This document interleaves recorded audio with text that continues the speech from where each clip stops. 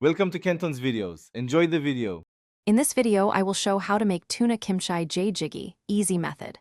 Start by gathering kimchi, canned tuna, gochujang, garlic, onion, and 2 cups of broth. Then chop the onion and slice kimchi into bite-sized pieces, measure your seasonings, and open the tuna. Heat a pot, sauté aromatics, and add kimchi to bloom flavors before pouring broth and adding tuna, so you build layers of savory and tangy taste. Gather your ingredients and prep efficiently to make cooking smooth and fun. Drain the tuna and set it aside, measure 2 cups of broth, and scoop 1 tablespoon of gochujang for depth. Chop kimchi into 1 to 2 inch pieces and slice an onion thinly for sweetness. Mince 2 cloves of garlic and have scallions ready for finishing, so everything goes into the pot without delay. If you're finding this video helpful, please subscribe and like so I can keep sharing simple recipes. Quick recommendation.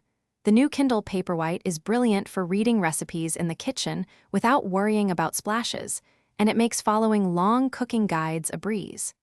Check the description for the link and other deals if you want one, grab it for easy recipe access, and now let's get back to the video.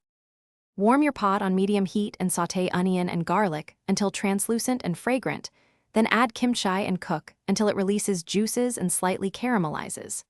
Stir in 1 tablespoon gochujang and a splash of soy for umami, then pour 2 cups of broth and bring to a gentle simmer.